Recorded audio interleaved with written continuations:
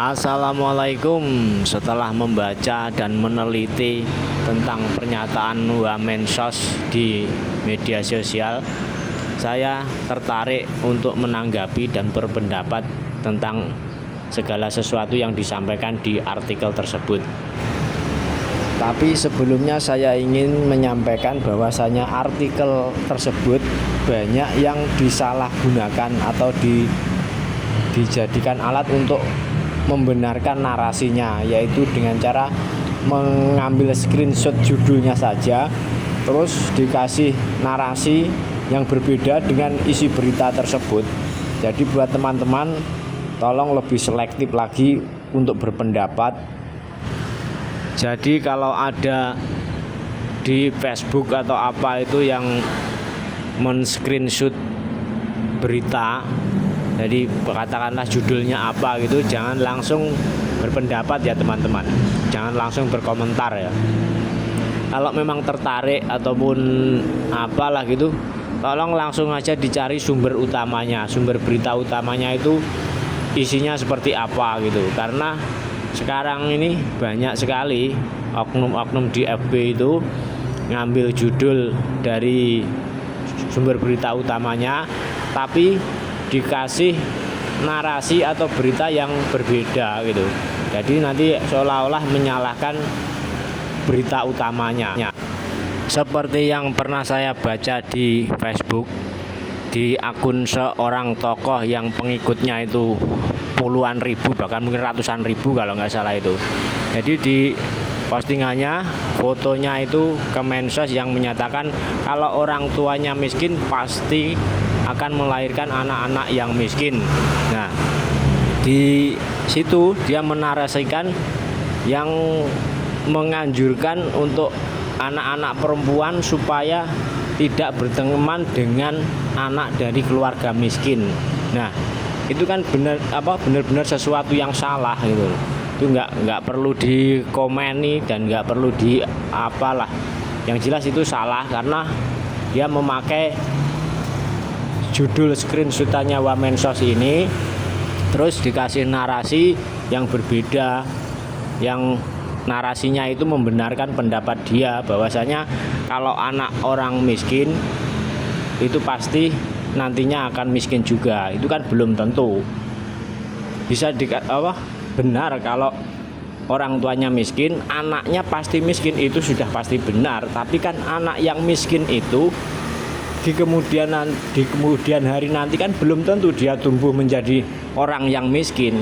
Kalau anak ya pasti miskin, orang tuanya miskin, anaknya pasti miskin. Tapi kan di kemudian harinya masih terbuka lebar peluang-peluang yang nantinya dia akan bisa menjadi kaya. Yang perlu saya tegaskan dan saya garis bawahi di sini adalah keluarga yang miskin akan melahirkan anak-anak yang miskin, itu memang iya benar. Tapi keluarga yang kaya itu belum tentu terlahir dari keluarga yang kaya juga. Itu belum tentu, karena bisa jadi keluarga yang kaya itu asalnya berasal dari keluarga yang miskin, tapi karena pemerintah membuka lebar-lebar kesempatan untuk berkarya, berkreativitas, akhirnya orang-orang yang terlahir dari keluarga miskin itu bisa berkarya, berkreativitas, dan akhirnya dia bisa menjadi keluarga yang kaya. Seperti itu. Karena seperti yang disampaikan oleh Pak Wamensos di artikelnya itu, bahwasanya pemerintah punya tugas memutus rantai kemiskinan. Jadi kalau orang tuanya miskin, bisa saja karena kebijakan dari pemerintah, misalkan menggratiskan sekolah, menggratiskan kuliah orang-orang yang berprestasi, anak-anak yang berprestasi, akhirnya nanti anak dari keluarga miskin itu bisa tumbuh menjadi seorang profesional yang akhirnya dia bisa menjadi kaya, bisa membentuk keluarga yang kaya gitu. Dalam hal ini saya memakai contoh seorang tokoh yang saya banggakan, saya idolakan, saya kagumi, yaitu Mardigu Wowi Prasantyo atau yang lebih dikenal Bosman Mardigu. Jadi dia dulu kan tidak terlahir dari orang yang kaya raya, keluarganya tidak kaya raya. bapaknya hanya seorang pensiunan TNI yang berpangkat tidak tinggi, tapi karena dia dibiayai oleh negara, dikuliahkan oleh negara ke Amerika, akhirnya dia jadi profesional dan sekarang dia punya puluhan perusahaan yang asetnya itu bukan hanya miliaran ya, mungkin triliunan. Dia itu miliarder dari Indonesia yang sangat terkenal. Dia punya banyak perusahaan yang berskala nasional ataupun internasional. Dia punya perusahaan di dalam negeri dan juga bahkan di luar negeri dia juga banyak perusahaan. Dia berkreativitas menerobos batas-batas. Dia bisa mendirikan perusahaan di luar negeri. Buat teman-teman yang belum tahu siapa itu Bosman Mardigu, ketik saja di pencarian di YouTube itu Bosman. Nah, di situ nanti akan muncul beberapa channel yang menjelaskan siapa itu Bosman Mardigu, apa saja sepak terjangnya, bagaimana kreativitasnya. Di situ banyak sekali dijelaskan yang bisa dijadikan acuan kita untuk berkreativitas.